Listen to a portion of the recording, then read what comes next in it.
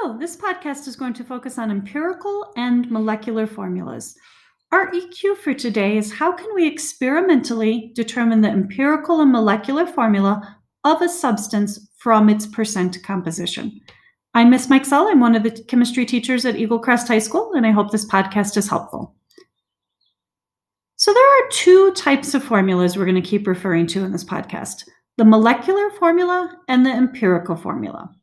The molecular formula is the actual formula of a covalent compound, i.e. the regular formula. For example, C6H12O6 is glucose, the sugar molecule, whereas the empirical formula is the lowest whole number ratio. Keyword there being whole number. It represents the percent composition. If we look at glucose, its empirical formula would be not C6H12O6 because it can be reduced to a lower whole number ratio. Hopefully we can see that 6 is the common denominator here, and it could be reduced to 1 carbon for every 2 hydrogen and 1 oxygen, i.e. an empirical formula of CH2O. That also happens to be the formula for formaldehyde, which is a very different substance from sugar in terms of its properties. And so what we need to do is we need to look at how we can use percent composition to get to the empirical formula of something, and then scale it up to the molecular formula of a covalent compound as needed. Let's look at an example. On this example, I have the structural formula for butane.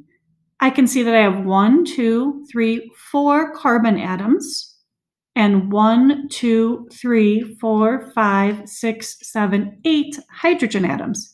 Thus, the molecular formula or regular formula for this substance would be C4H8. The empirical formula is the scaled down whole number ratio. And so we can see that there's a common denominator there. My scaled down whole number ratio should be for every 1 carbon, I have 2 hydrogen, CH2.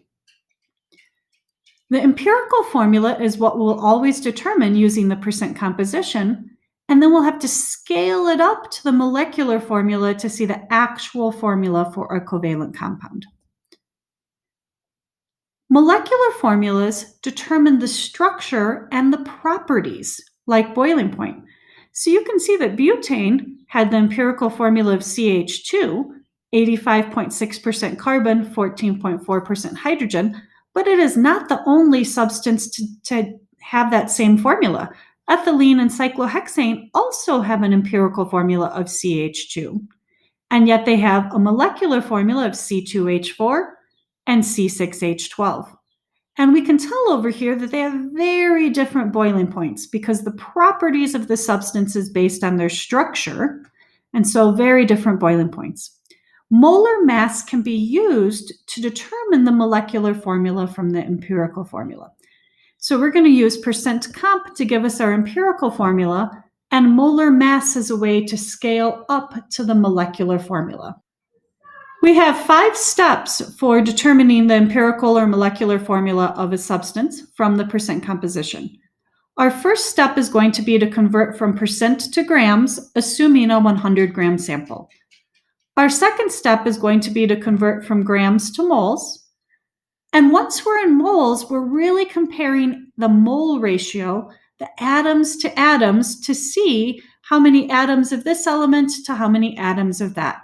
So we'll divide each mole quantity by the smallest mole quantity to determine the ratio. Using that ratio, we will write the empirical formula, and then we'll check to see if the molar mass matches or use it to scale up to the molecular formula. I do want to note that the calculated ratio in moles should fall on a whole number, or it must be scaled up to a whole number using the following scaling factors. If you end up with a calculated answer that ends in 0.25, you'll need to use a scaling factor of 4. 0.33, you'll need to use a scaling factor of 3. 0.50, scaling factor of 2, and 0.667, a scaling factor of 3. And this will happen because some empirical formulas do not have 1 to something ratios. For example, aluminum oxide, Al2O3, that is the empirical formula, and you don't see a 1 in the formula. For every 2 aluminum, there's 3 oxygen. And so it would end up with a mole ratio that was 1.5, 1 to 1.5, and knowing that 0.50 would tell us we have to scale up by 2 times. All right, we're going to work through 3 problems on this podcast. Example 1, what's the empirical formula for copper bromide compound that's 28.4% copper and 71.6% bromine? To do this problem, we're going to start by assuming we have a 100-gram sample. Thus, we would have 28.4 grams of copper and 71.6 grams of bromine. Our second step is going to be to convert from grams to moles. So we're going to take 28.4 grams of copper and use the molar mass of copper, 64 grams, to convert to moles. Getting an answer which you do not want to round, keep the large number. Do the same thing for bromine, 71.6 grams of bromine divided by its molar mass of 80 grams is 1 mole, gives us the moles of bromine. Our third step is going to be to compare the moles for each of those, dividing by the smaller mole value. So which is the smaller number, 0.44 or 0.89? Hopefully you told me 0.44. So when we take 0.44375 and divide it by itself, we get the ratio of 1. Anything divided by itself is a 1 value. And when we take the 0.895 and divide it by 0.44375, we can see that we have a ratio of 2. This tells us that for every 1 copper atom, we have 2 bromine atoms present in the formula. Thus, we can use this to write the formula.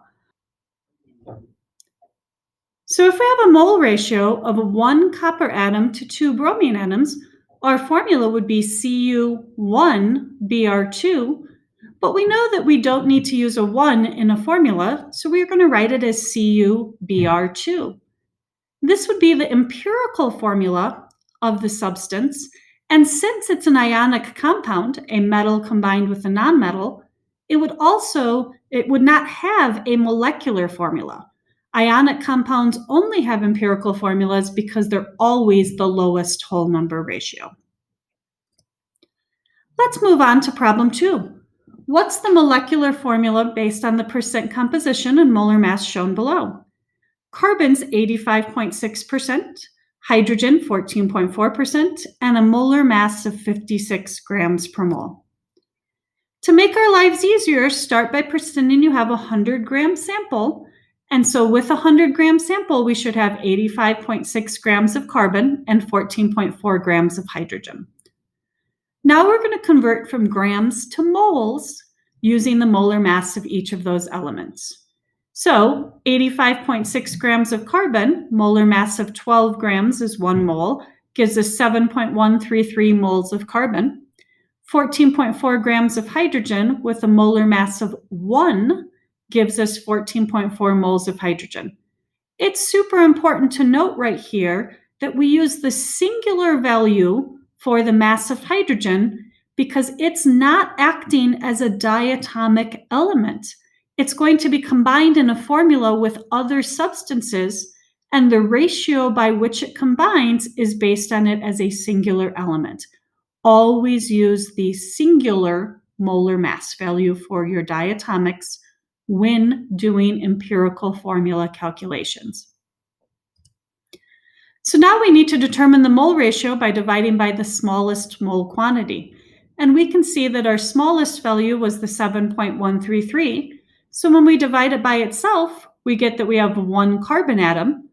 14.4 divided by 7.133 tells us we have 2 hydrogen atoms. We should have been able to look at those mole ratios and kind of get a sense that for every 1 carbon atom, we had 2 hydrogen atoms. So let's write the empirical formula. For every 1 carbon atom, we have 2 hydrogen atoms. Our formula would be CH2. And now we're going to need to move on to step 5. We need to find the molar mass of CH2 to see if it matches the mass of our substance. Carbon has a mass of 12, each hydrogen has a mass of 1, so we should have a molar mass of 14 grams per mole. That's different than the molar mass we were given at the start of the problem, 56 grams per mole. So we need to take that molar mass of 56 and divide it by 14 to see our scaling factor. 56 divided by 14 is 4. We need to scale our empirical formula up by 4 times to get the molecular formula. And CH2 scaled up by 4 times, instead of 1 carbon, 1 times 4 would be 4 carbons. Instead of 2 hydrogen, 2 times 4 would be 8 hydrogen. Our molecular formula should be C4H8. We could double check our answer by making sure we have a valid molar mass. C4H8, 12 times 4 is 48, 1 times 8 is 8, 48 plus 8 is 56. It gives us the molar mass it told us our substance had. We did a good job. All right, let's look at problem 3. A compound is 43.66% phosphorus and the remainder is oxygen. Determine the empirical and molecular formula and if the molar mass is 284 grams per mole. Again, start by assuming you have a 100-gram sample. And so if we have a 100-gram sample, we should have 43.66 grams of phosphorus and 56.34 grams of oxygen. I got that 56.34 number by subtracting 100 from 43 because we should always add up to 100%.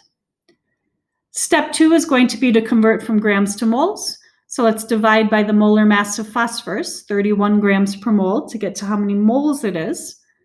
And we'll do the same thing for oxygen, 56.34 divided by 16 grams per mole. Again, use the singular value for oxygen.